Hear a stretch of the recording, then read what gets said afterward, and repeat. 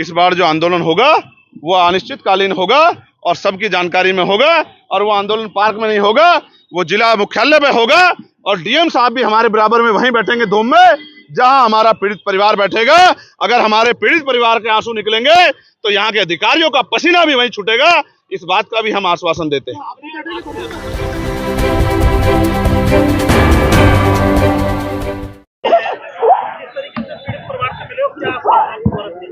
देखिए, मुझे कहने में बड़ा कोई संकोच नहीं है कि उत्तर प्रदेश में अब बोली लगा के दलितों की हत्या होने लगी। यहाँ की जो घटना है वो बहुत डरावनी है। किस तरह से चैलेंज करके एक 22 साल के बच्चे की हत्या कर दी गई, उसके माँ बाप ढूंढते फिरते रहे, थाने के संबंधित अधिकारियों ने लापरवाही बरती, जिसके कारण आज वो बेटा हमारे बीच में नहीं।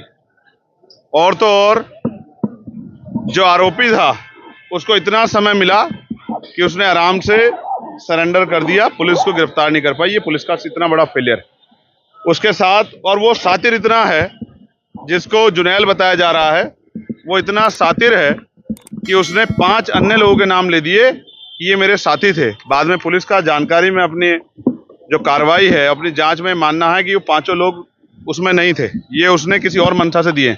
इसका मतलब वो एक सातिर अपराधी है जिसने सोच समझ के ये हत्या की है। उस पर कठोर से कठोर कार्रवाई हो और फास्ट ट्रैक कोर्ट में मुकदमा चले, और जितने भी ऐसे अधिकारी हैं जिन्होंने अपने कर्तव्य के प्रति जिम्मेदारी निर्वहन नहीं किया, उन पर सख्त कार्रवाई हो, जिससे कि और थानों में गरीबों की जो के साथ जुल्म हो रहा है, वो जुल्म करने वाले लोगों पे कार्रवाई होना आसान हो जाए, सभी अधिकारियों को इसकी संदेश जाए। साथ साथ परिवार की हालत बड़ी कमजोर है, तो हमने परिवार के लिए 50 लाख रुपए की आर्थिक मदद की मांग की है, क्योंकि उनका जो यही कमाने वाला बच्चा था, इस बिटिया के भी 2 बच्चे हैं और उनके माँ बाप भी वृद्ध हो चुके हैं, इनके लिए भी हमने मांग की है, और एक सरकारी नौकरी की हमने मांग की है, परिवार की सुरक्षा की। और साथ साथ उसमें जो संलिप्त और लोग हैं, जिनका पुलिस द्वारा भी बताया गया कि और भी लोग उसमें शामिल है, उनको भी जो है जल्दी जानकारी करके और उनको भी सख्त से सख्त सजा जो है मिले, उनको गिरफ्तार किया जाए, और संरक्षण करने वाले अधिकारियों पे, लापरवाह अधिकारियों पे कार्रवाई हो, ऐसी हमने मांग की है। इसके अलावा भी बहुत सारी घटनाएं, जैसे एक मामला संज्ञान में आया है जो नशा मुक्ति केंद्र का है कि उसमें दूसरी हत्या हुई, पीट के हत्या की गई है, उसमें भी, और कई ऐसे मामले जो यहाँ के SPRA को और यहाँ के SSP को और यहाँ के जिले के अधिकारियों को हमने बताए हैं। तमाम तरह से ऐसा लगता है कि उत्तर प्रदेश सरकार में गुंडों को खुली छूट मिल गई है कि वो कमजोर वर्ग के लोगों का जितना चाहे दमन करें और उन पर कोई कार्रवाई नहीं होगी। हम ये उम्मीद करते हैं आज की इस घटना के बाद, और ये जो हजारों लोग आज यहाँ अलीगढ़ में इकट्ठा हुए हैं, इनके आक्रोश को समझते हुए जिला प्रशासन, पुलिस और सरकार इनका मजबूती से संज्ञान लेगी, और अगर नहीं संज्ञान लेगी तो हमें अपने लोगों के संरक्षण के लिए एक बड़ा मोर्चा जो है जिले वाइज निकालना पड़ेगा। हम किसी भी कीमत पे जुल्म जाते बर्दाश्त नहीं करेंगे, और गुंडों को सजा मिले इसके लिए हम लगातार संघर्ष करते रहेंगे। हमारी ये मांग भी है कि लापरवाह अधिकारियों को चार्ज ना दिया जाए, गैर जिम्मेदार अधिकारियों को किसी भी कीमत से चार्ज ना दिया जाए, और गुंडों की मदद करने वाले अधिकारियों पे मुकदमे दर्ज करके कार्रवाई की जाए। तब जाके मैं लोकसभा में भी और लोकसभा के बाहर भी आपको आश्वस्त करता हूं कि उत्तर प्रदेश के और देश के दलित, पिछड़े, मुसलमान, आदिवासी, तमाम महिलाओं, किसानों, मजदूरों के मुद्दों को बड़ी मुखरता से हम पार्लियामेंट के अंदर भी और पार्लियामेंट के बाहर सड़क पे भी मजबूती से उठाएंगे, और गुंडागर्दी करने वाले लोगों को किसी भी तरह के संरक्षण के बावजूद भी उनकी सही जगह भेजने के लिए पुरजोर ताकत से आंदोलन करेंगे, संघर्ष करेंगे। भले ही हम लोकसभा के सदस्य बन गए हों, लेकिन हम सड़क की संघर्ष का रास्ता नहीं छोड़ेंगे, क्योंकि जब सत्ता तानाशाह हो जाएगी या सत्ता अहंकारी हो जाएगी तो सड़क का रास्ता ही गरीबों के न्याय के दरवाजे खोलेगी, ऐसा मेरा मानना है।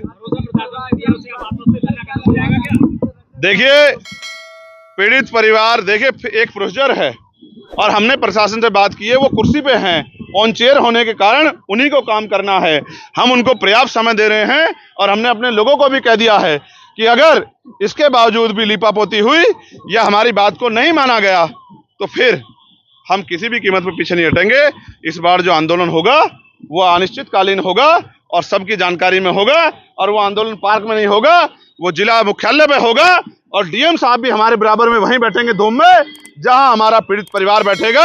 अगर हमारे पीड़ित परिवार के आंसू निकलेंगे तो यहाँ के अधिकारियों का पसीना भी वहीं छूटेगा। इस बात का भी हम आश्वासन देते हैं। मैं स्पष्ट करता हूं कि वो अनिश्चितकालीन आंदोलन हमारे नेतृत्व में ही होगा। अगर यहाँ का प्रशासन और यहाँ की पुलिस इसी तरह से लापरवाही करेगी तो ये आंदोलन बहुत जल्द होगा।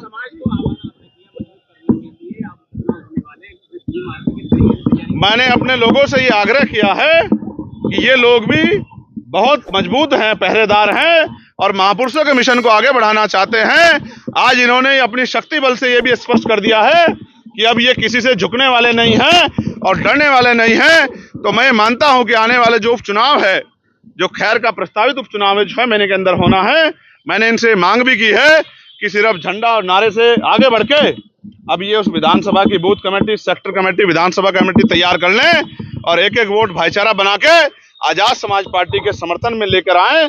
और जो आवाज जिस तरह इन्होंने दिल्ली में अपनी आवाज पहुंचाई है, तो अगले 6 महीने के अंदर उत्तर प्रदेश की असेंबली में भी इनकी एक मजबूत आवाज जानी चाहिए, जो यहाँ के कमजोर और हक वंचित समाज के लोगों से, यहाँ की सरकार से आंख में आंख डाल के सवाल पूछ सकते। ये पार्टी का इशू है, मेरा इशू नहीं है। पार्टी के नेता खड़े हैं, मंत्री जी खड़े हैं और प्रदेश अध्यक्ष जी और जिले के मंडल के लोग हैं। इनका फैसला, मैं तो वर्कर। एक सेकंड,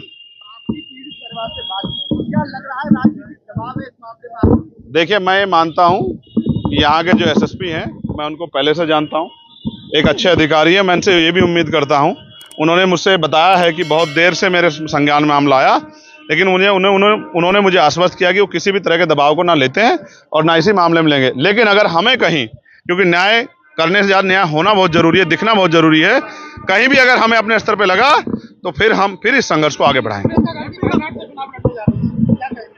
बधाई हो उनको।